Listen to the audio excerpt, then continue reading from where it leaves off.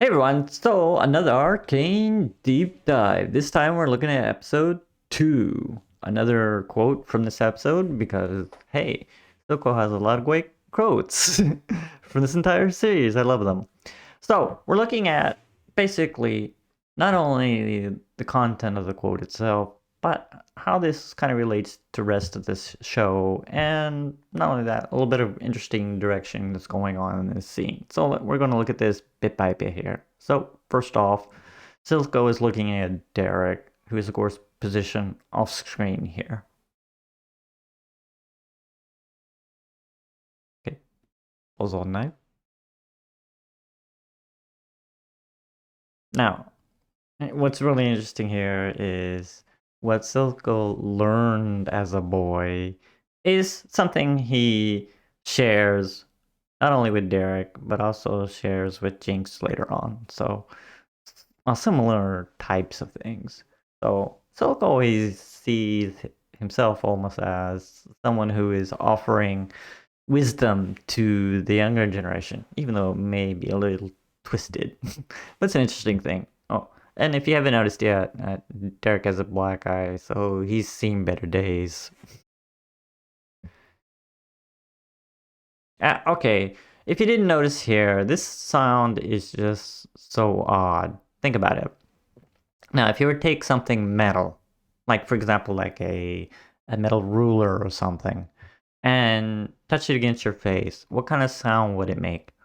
Probably wouldn't make any sound. Now, you might think, okay, if it touched the more hard, corrupted side of his face, if his face was metal, maybe it makes sense, but there's no indication that that really is the case. I mean, he lost his eye when he was fighting for his life in Vander. There's corruption caused by the chemicals in the water, so it's not like this part of his face is like replaced by some sort of metal thing. And he's not even touching that part, so the sound is so odd.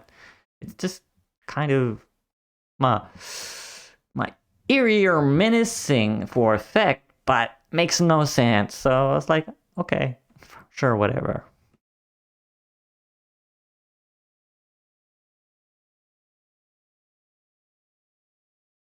hmm hmm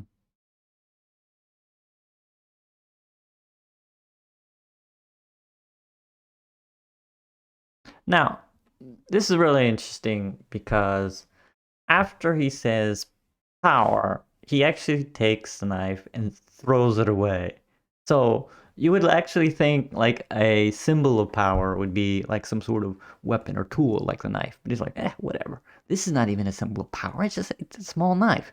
And of course, you remember that is the knife that Deckard had used when he had been completely defeated and was kind of threatening to use it and Vi. But of course, Deckard couldn't even use that knife. So, for all intents and purposes, this is not even a symbol of power of any sort. So, a power in of itself, what is it? It's the ability to get things done however you want to make it. And Stokel's pretty much saying, it doesn't come to those who are stronger. And if you look at it, yeah, that's true. Like, Vander is stronger physically than Silco. But we know what happens in episode 3 and moving forward. Basically, Silco has taken over the area. And he's won the fight. He's been able to get all the Kim Barons in line. So, physical prowess is not important. And you can also look at in a different aspect as well. The top side is stronger when we look at, for example, like military strength. Well, I mean, it's not like a military. Their forces do have power and they have the technology. So, in that kind of sense, the idea here is that even though Piltover has the advantage in that area, power doesn't come to those who, of course, are stronger in that area. Now, he also mentions, of course, faster and smarter. So, in that case, basically, even though there are people who may be smarter than me, there are no people who can outdo what I do when it comes to not even being, say, as convicted for what I am to get after what I want. I will not choose any particular thing. It's like whatever works works, and if that requires using shimmer, then that's what it means. Because I mean, you look at that. He looks lovingly at the shimmer, and then kind of makes this final line. So looking at that, it's very clear from the scene that Silco is someone who will do anything to accomplish his mission, which makes him, of course, a very scary person. I mean, after all, I mean, he was going to kill Vander and his kids just so that he could get on top of the situation in the Undercity, which is kind of interesting in that Vander is respected in the Undercity. So if Vander is, of course, removed from the system, there'll be a vacuum, and then someone has to take his place. And we find out that it is Silco and the Kim Barons. So of course it makes you wonder what happened to the Kim Barons in the first place. But, that aside, how does this philosophy of power deal with respect to some of the other characters? Now, in Arcane itself, we don't really see any good foils for this. I mean, let's think about it. For a different character that pops up, is, of course, one who would completely agree with Silco. And that would, of course, be Mel's mom, who she, of course, thinks about the way of the wolf and the way of the fox. And, of course, the way of the fox is just to use guile and cunning to get what you want, whereas the way of the wolf just pretty much seems brute force. And just kind of looking at the character design and how she behaves throughout the rest of the story is pretty much you need to use force to keep the peace, make sure even if there's a war, that's fine. You get the weapons, you use them, you deal with the uprising, and things just move on from there. I mean, she was the one that pretty much says, okay, look, if we got a rebellion and we already calmed it down, there's still someone who is in charge. We captured her. We need to kill her because if she stays alive, then she might bring followers, and of course we have to do this all over again, and it's a pain in the butt. So just kill the person. So you can see that Mel's mom would be in complete agreement with Silco about what it takes to, of course, maintain power and take power. I mean, you can't imagine there being any disagreement there. Okay, so what about Heimerdinger? Well, that's the thing. Heimerdinger was in charge of Piltover from the very beginning. He was a founder. What Heimerdinger thinks about force or even politics in general, we don't know. I mean, because Heimerdinger is this guy who's pretty much so absorbed about science that he doesn't even take any time to think about politics or to make any comment about the vision of how he wants Piltover to grow or how it should interact with the people in general. How Heimerdinger relates to power, we don't know. He probably doesn't even think about it. So this is a very different relationship compared between him and, say, Mel's mom. Okay, but what about Mel? Now, Mel is different in that Mel is a good contrast between Mel's mom, in that Mel's mom is all about using force to do things, whereas Mel herself is more about using guile, is using cunning, is a political operative to basically move around and get what she wants or whatever goal she has, which is only sort of clear in that, okay, she wants put Piltover on the map. She wants to be better than she is, her rise above her station, but that always seems to be with compared to her house and her mom. I mean, like, outside of that, does she actually want anything? It's hard to really tell. But okay, what about power? Well, she is just someone who amasses a lot of power without using force. So she's not someone like in the same vein as Silco who would do anything to amass power. Violence is like the line too far for her.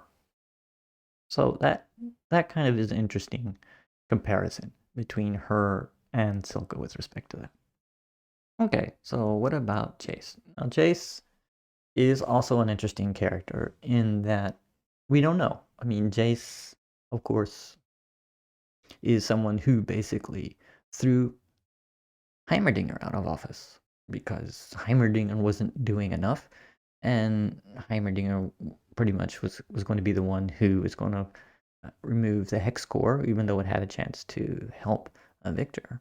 It's like, okay, so I'm just going to use the current procedures that we have and throw you out of office. Boom, done. And of course, he becomes the de facto leader because he is the leader who, of course, can control Hextech and, with Mel's help, pretty much outmaneuver the rest of the people on the council. But a nice thing here that Jace learns is that he feels that force is necessary to deal with the situation, but if taken too far, it will have more collateral damage than it's worth. So maintaining power is something that Jace is not exactly, top priority for him. I mean, he was the person who decided to give a part of Piltover to Silco. So from his point of view, it's like, if we follow these particular rules, if we do it in this particular way, it's fine. You can have your part, and I can have my part. And we can be, at least not exactly friends, but, partners that can work things out without going down the road to violence.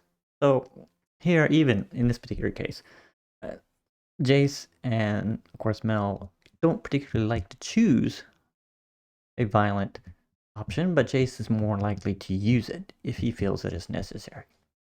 So there's kind of spectrum. Now, outside of that, there you don't really see what we consider a strong foil for Silco when it comes to power in and of itself.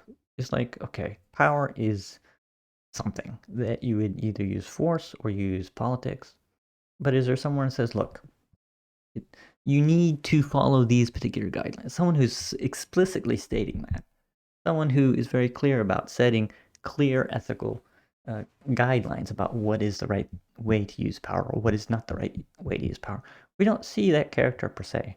So this is kind of what makes the entire world of Arcane very interesting, in that you have someone who is like on the extreme side of an area, which this case would be Silco, who is sort of an ideologue who would stop at nothing to achieve his goals.